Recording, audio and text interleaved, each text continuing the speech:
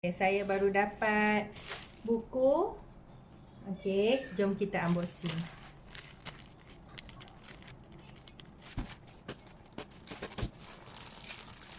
Yang saya tahu, buku ni semua orang wajib ada. Wajib memiliki buku ni. Ini ni. Masya Allah, tabarakallah. Kita tengok. Sekejap . Okey, ini adalah buku Ibrah Sirah untuk bisnes. Okey, ini dia buku dia.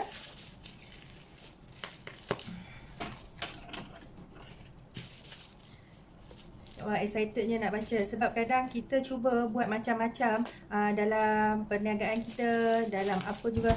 It is actually everything what we do is a business, and Business ni macam-macam sebenarnya. Okey, ini dia bukunya. Ibrah Sirah untuk bisnes. Adaptasi teladan Nabi Muhammad SAW dalam bisnes terkini. Okey, penulisnya adalah Abu Ammar Al-Mahmudi. Okey.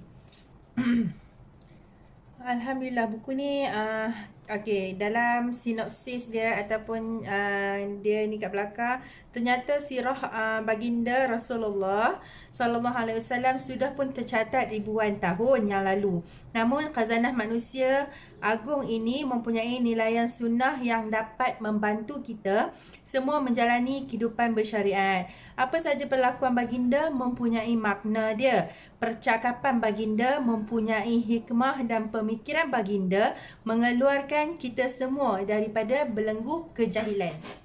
Okay, Tuan Daim pun ada memberi kata-kata kat sini. Kehidupan baginda yang sederhana tetapi melaksanakan tugasan berdakwah yang luar biasa mempunyai nilai yang tinggi. Ia membawa tauhid kepada Allah yang membuatkan kita keluar daripada kejahilan dan menjadi umat yang mempunyai peradaban yang mengagumkan. Ya Allah, tak sabar nak baca. Bismillahirrahmanirrahim. Okey.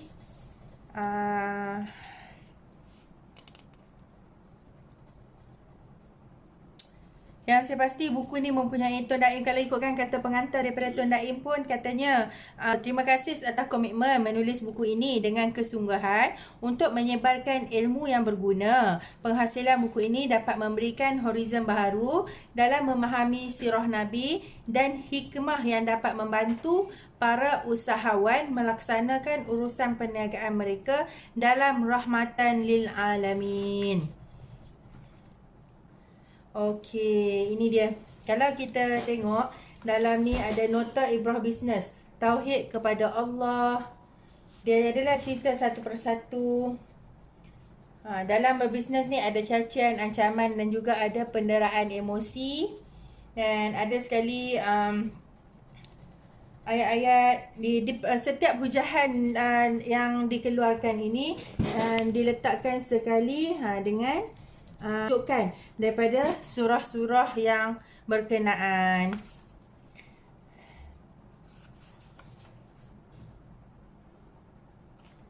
Masya Allah, kalau kita tengok ni satu persatu, okey. Okey, nampak tak? Okey, ini dia. Dalam nota Ibrah Bisnes ini dikatakan bahawa idea baru selalu dikritik. So, kalau kita rasa idea kita dikritik, sebenarnya zaman Nabi pun dah menghadapi situasi yang sama. Masya Allah, tak sabarnya nak habiskan bacaan buku ni.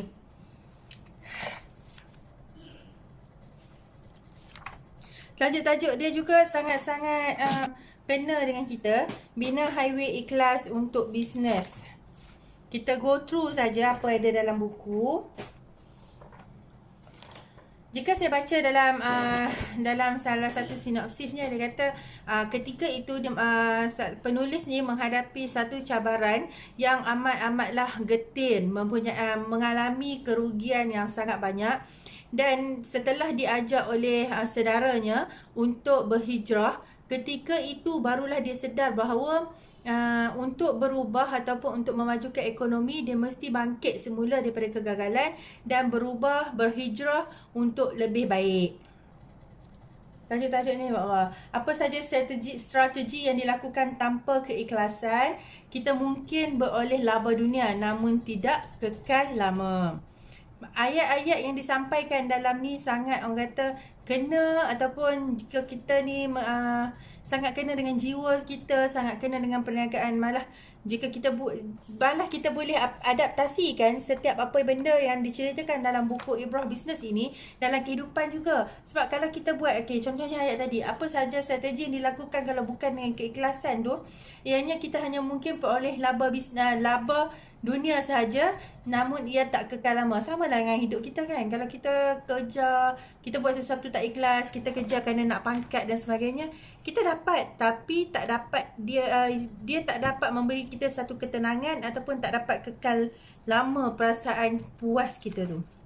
Okey, sebila saya go through ni, Masya Allah, ni saya jumpa dalam bab 9.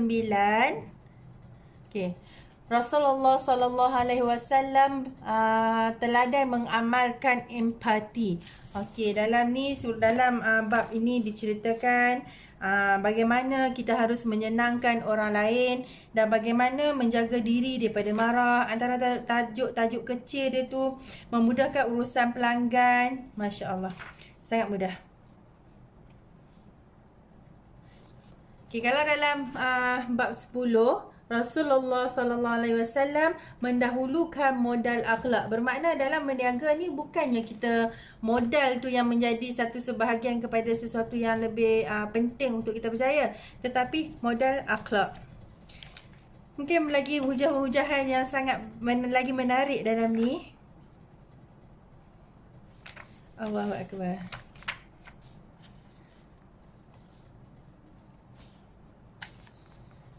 Okey, sebelum saya akhiri saya punya unboxing dan saya go through dulu apa yang ada dalam buku ni.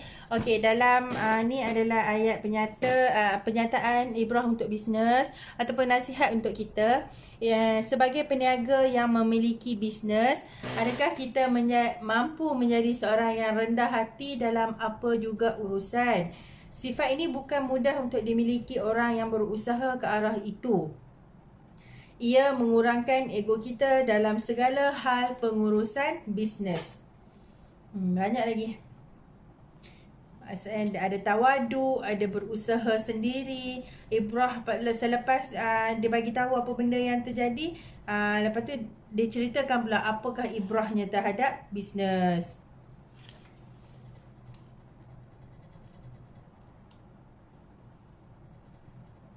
Bukan sahaja berkenaan dengan macam mana kita nak menjaga ukhuwah, nak menjaga bisnes kita dan sebagainya. Malah dalam ni juga dikatakan ni audit account. Maksudnya dia ceritakan bahawa apabila Rasulullah juga melaksanakan tugasnya sebagai mengembala kambing, dan tentunya baginda cekap mengira bilangan kambing yang dijaga. Kejujuran baginda sudah diasuh sejak kecil, memastikan segala tugasan dilakukan dengan telus. Kunci kira-kira sudah dikuasai oleh Rasulullah sallallahu alaihi wasallam.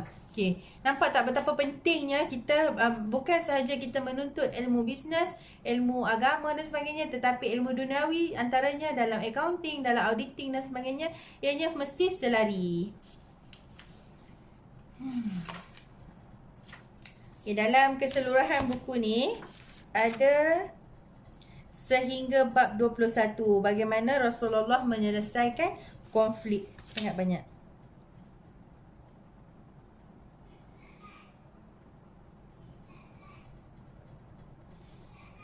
Terima kasih. Ini last kali sebelum saya mengakhiri review ni. Catatan istimewa Tuan Abu Ammar terhadap saya. Dia kata, bila kita keluar produk baru, ramai yang tiru produk kita. Bila kita buat inovasi baru dekat produk kita, ramai juga yang tiru. Tapi bila Allah tetapkan rezeki dekat kita, tak ada sesiapa pun yang boleh tiru. Masya Allah. Okay, so saya rasa semua orang wajib miliki buku ni. Boleh dapatkan buku ni untuk kita baca, untuk kita Kadang hati kita perlukan sesuatu, kadang kita mencari tapi kita tak tahu kat mana, dan mungkin ianya salah satu yang didatangkan untuk menyelesaikan persoalan-persoalan yang kita sering tanya sebelum ni tetapi masih belum mendapat jawapan. Okey, jom kita baca, dan siapa yang belum dapatkan buku ni boleh dapatkan buku Ibrah Sirah Bisnes yang ditulis oleh Tuan Abu Amal Al-Mahmudi. Okey, sekian. Assalamualaikum.